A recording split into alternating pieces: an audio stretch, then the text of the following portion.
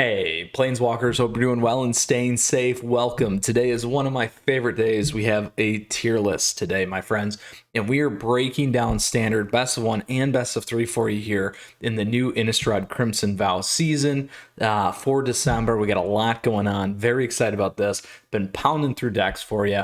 We got a lot of cool things happening, and I'm excited to bring that forward here for you today. So appreciate you tuning in. Flip me that like if you enjoyed today's video. On top of that, if you have a question, if you have a comment, feel free to let me know down below. Love to hear from you there. On top of that, feel free to hop on the Discord server. That information is available to you in the details, so you have access to the community right away. So feel free to hop in there. Would love to see you. And don't forget to stay connected. We got a lot of great ways to do that, and feel free to subscribe for additional awesome content here on the multiverse. So with that, Planeswalkers, how are we breaking this down? Well, you can find the timestamps in the details where we will cover best of one, we'll cover best of three, we'll go into some fun facts or some observations essentially from this past season and set, and those are very, very important for us. Very good in terms of trends, knowing what's happening, those kinds of things, and also always tidbits that you can stay up to date with our weekly series on Friday Night Meta as well. So then we'll close out with a couple key top decks and wish you on your way to having a meta breakdown and how to certainly navigate and provide and do the best that you can. So with that, what is a tier list? For those of you that don't know, this is a stack rank of deck lists that perform relative to the others and everything else within this list in terms of what is best. I break it down in three versions: the tier 1, 2, and 3, and not really versions, but tiers. Tier 1 being your strongest and following suit from there. So if you got any questions about that, let me know. Best of one is very data driven. Obviously it's an arena thing as well, at least for now. So stay tuned on that. And on top of that, we will comment as well on Alchemy here today. So let's go ahead. We'll dive into it because that's why you are here, my friends. So let's go ahead. We'll pull this over right now and we'll get cracking. We always like to blow this up because our eyesight is absolutely terrible. Still terrible. Let's go 200. There you go, 200. I think you can see that. There's that lovely Discord server. Feel free to pop in there. Come say hi. So here's what we got going on. Arena standard best of one December 21 tier list. So right in time for Christmas, right?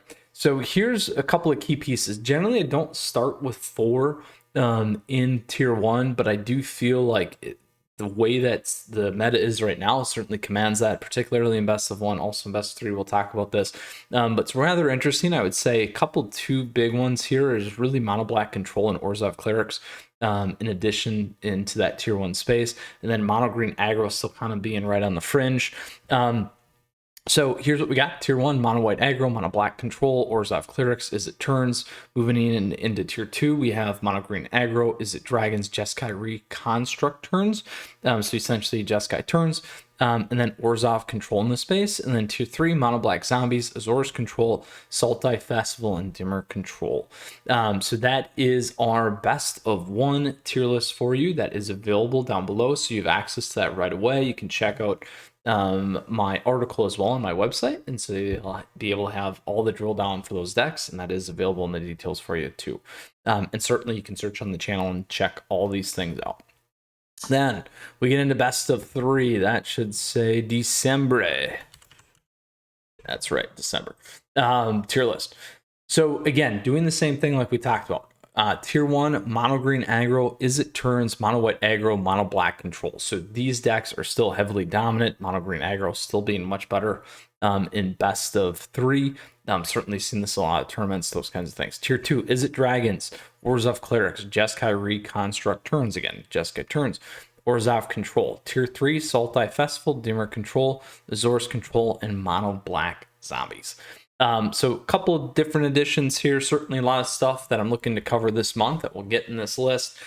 Things like Gruul Werewolves, some other tribal decks, Lesnia humans, those kinds of things. Vampires, we'll cover those as well. So stay tuned for all that fun stuff. The list always expands. Last year we got through, I think in this time of the year, like over 50 decks, which is pretty crazy. So love doing this. Again, if you get some feedback, let me know. Love to hear from that. and I'll wish you on your way with our best of 1 and best of 3 tier list here, my friends. Now, let's go ahead, though. I do want to talk about some of the observations. I've mentioned several times, I do pull together a piece that is always near and dear to my heart in terms of our friends on Reddit. So feel free to check that out. It's on my website as well. I'll give you a preview here as always, as I got it put together. But a couple of key items of interest and consideration, what I call the chain continues. So we talked about this coming out of Midnight Hunt and moving into Crimson Vow, where these top decks from Standard 2022 we're going to move forward, and it kept giving. So that's a lot of the stuff that we saw. A lot of the things that kind of got strong towards the end, like Orzhov Control, some of the cleric stuff that was starting to pop up became more prevalent and more popular in terms of what we saw in the meta. So this is always important. This is always the feedback that will continue to hammer home and make you aware of. That's one of the reasons why we do this tier list. Competitive players that put you in the right position out of the gates, those kinds of things. Now, next thing, a few tribals.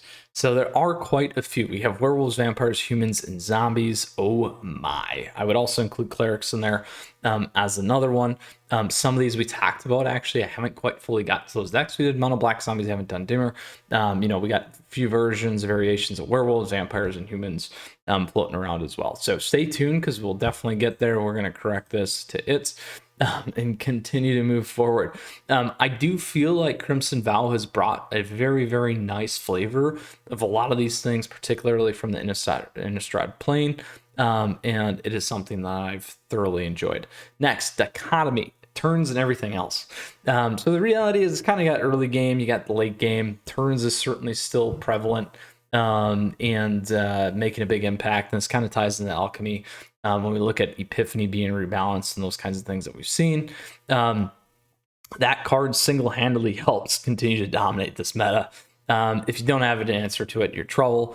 Aggro, on the other hand, is still fast enough to kind of burn it down quickly and get through. So we do see a slight strengthening in the mid-range. We got Orzhov Clerics, we got Jund and some Teamer decks popping in. So let's keep an eye on that and see how things kind of progress, see if that changes anything. Again, this is pretty nifty, where you can splash. We did see some Esper stuff with Agent Bats today, so congrats, bud, as well, and a good run in the Innistrad Championship. Want to give you that shout out as well, where people are splashing for tested talents to help shut a lot of stuff down. So that is and may continue to be a piece of competitive nature here, and we'll keep an eye on some of those things for the tier list. So again, very solid list coming in, lots of great answers out there. Again, some of the latest stuff is that Jund mid-range aggro treasure kind of stuff. I do want to reflect on the first impressions. Overall, I've actually really enjoyed Crimson Vow. Yes, is the meta one of these things that people kind of get sick of in standard and move on to something else? Yes. Did I go play historic? Yes, I did, and zoomed in historic. But the reality is, this is the same thing that happened last year when we go to Zendikar, and I'll talk about this a little bit here because I was rereading some of my pieces and points of view and all that jazz. So this, and it ties nicely in Alchemy. So this is something to keep in mind. Again, we certainly got some new archetypes, but a lot of the stuff pulled forward. A lot of the pertinent changes to the decks were relatively just a couple of nice slots to shore some things up and still make them very competitive. We didn't see a huge influx. Again, Orzhov Clerics maybe being one, but a huge influx of change when we look at that overarching meta. So it's something to keep in mind. Now, Alchemy. So let's comment on this, because a lot of you asked me this in the Discord server. I got a lot of comments on these things and other notes. So originally, I was fairly upset and quite irritated. Now, this is mainly from a personal vested interest in my card collection. So many of you may not know, I was actually a big Magic the Gathering financier. I'm part of speculation in the community, card trading, all that stuff. I was a huge Puka trader for a long time, had some issues with the platform, decided to not do that, and also what is called the up trade. So very, very big on a lot of those things. So My personal interest here resulted in some early bias in terms of what was happening. Could it destroy the value of my set or my collection? Yes, I was a little bit worried about that. But ultimately, getting past some of those things and seeing the impact and some of the prior comments, I do want to talk about this because I do think this is important. And it's certainly kind of changed my position. I think immediate reaction is always not the best. I think you want to take time and think through some of these things and try to not act in terms of emotions. However, we all know that this is still, in my opinion, for working in the corporate world, certainly a ability to try and open a new revenue stream or cash stream in the digital space, which tends to drive a lot of good margins for corporate America. So just always keep that in mind, which could be a problem. We'll see how things get rolled out. I do hope there's a healthy path for free-to-play players at some point, but we'll see what that is, and remains to be seen to some extent, because I think it's all buy packs anyway. So however, again, a couple of reasons. So one, evolution. So evolution of the game, I think, is extremely important. I think the ability to make digital changes versus card pack changes is going to really help. One, it helps design fun sets, helps design things that they'll probably pull forward into the future that we can keep in mind. It also doesn't allow us to run into stale standard or those kinds of things as well, which I think you're going to appreciate or be more meaningful over time, particularly those of you that spend a lot of time playing the game, right? Playing thousands of matches of mono white aggro. Well, is there something else we can do, right? So those things are important to pay attention to. Additionally, I actually specifically commented on this. That ties into the second piece. I don't want to be a hypocrite. One, I wrote about this topic almost exactly a year ago. You can go look at my tier list, and I'll have it posted for you too, in terms of what I thought. I considered doing soft bans. That's what I talked about. Do a soft ban, shift things up, and that will totally manipulate, warp the format, and allow players to brew, which a lot of us love brewing. Even as competitive players, I still love brewing despite running top decks. I make a lot of my own decks and play those things too, and I certainly enjoy it and take a lot of pride in that. That was my idea, and then kind of reinstate those cards. But this is a much more agile way to do it, an innovative way, which is certainly something, given my thoughts a year ago, I continue to get behind, and again, not wanting to be a hypocrite, right? So important to continue to evaluate. I think as a player, keep an open mind.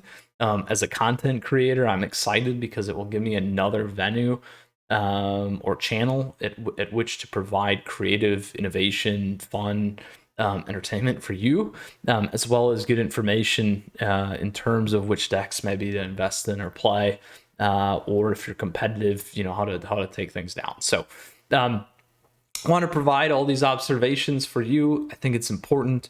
I certainly spent a lot of time on this, and I believe in it.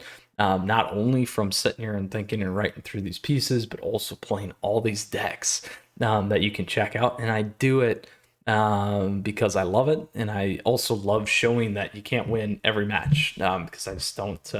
Saw some comments on some other players. Names will not be named. But I did see a lot of folks, liking the fact that, or wanting something more besides seeing wins all the time. And I think it's important. I know that it might not make the best video at times, but hey, that's reality, and I'm going to stick true to it. And I love doing both best of one and best of three. So if you got a question, if you got a comment, let me know down below. Feel free to hop on that Discord server. Stay tuned because we got a lot more stuff coming up on the channel, and appreciate your support. Flip me that like, and feel free to subscribe to stay up to date on stuff. So that is, again, our tier list here. We'll take another crack at some of these things as we move into next year. But quickly, let's go ahead and check out a couple key decks. So for me, some of the big stuff in terms of changes. So we got a bunch of things we got to get through and get queued up. I really liked Orzhov Clerics. This deck in particular, super fun one. I had a blast with it myself. Did very well. I like what we have going on. The new Voice the Blessed. This card is ridiculous. It's great in Historic as well. Great sideboard to match depending on what you're playing. And just a really, really well-positioned deck that I think people can get behind. So I did want to share that one. That was a 7-0 win champion type deck. We also have a very interesting one here, a non-traditional Jeskai Reconstruct Turns deck. Jeskai Turns is becoming pretty popular, particularly in the Mythic space, so that's one to keep in mind. This one's just got a little bit different variation that I like. I really like Reconstruct History. I like seeing this edition. I like Battle of the Frost and Fire as a board wipe. And then we still got Hullbreaker and a few other things on the top end. So that is another deck that I would highly recommend playing. And again, I'm trying to look at a couple things here that are a little bit different. Last but not least, one else that I do really, really like is Sultai Ramp. This one is, again, a little bit different. Now, these aren't necessarily the tier 1 decks, but giving you an ability to look at things and play things a little bit differently than you might typically do so. Again, this was a meta 7-0 winner kind of a deal. Chicken dinner kind of fun. So Storm the Festival gives you some options there. All these are 5. Pull those in, those kinds of things, and make some magic happen, my friends. So those are the decks that I wanted to run through. Something unique. I didn't want to slam, mono white, mono green, that fun stuff. Obviously, we got plenty of Epiphany going on too, that you can keep in mind. So with that, let's pull back here and we'll pull up our list. So just to kind of close out again, huge thank you. Appreciate your support as always. I hope you enjoyed our December tier list covering both best of 3 here, obviously, and best of 1. Lots of great decks to play, a lot of carryover to make folks competitive. I wish you the best in your December climbs, whether at Mythic, trying to get to Mythic, or top 1200, those kinds of things. So appreciate you taking the time to tune in. Flip me that like if you enjoyed the video. Questions, comments, let me know down below. Hop in the Discord server, let me know. Last but not least, great way to stay connected on the channel, great benefits to you for members, those kinds of things as well. That is going to be a refocus of mine going into next year, is providing that additional white glove service experience for some of those things. So keep that in mind. Stay tuned because we got some multiverse tournaments we're going to try and pull together again. And then last but not least, we have a lot more great things coming up on the multiverse in my channel. We're going to keep going at Saturn top decks, historic top decks. We got some jank. We did a historic brawl list. Check that one out. On top of that, Friday Night Meta, these tier lists, fast facts that I've pulled together. And last but not least, I will get into Alchemy probably. So stay tuned, my friends, Planeswalkers. We'll see you again soon. Until next time, stay safe. Mythras out.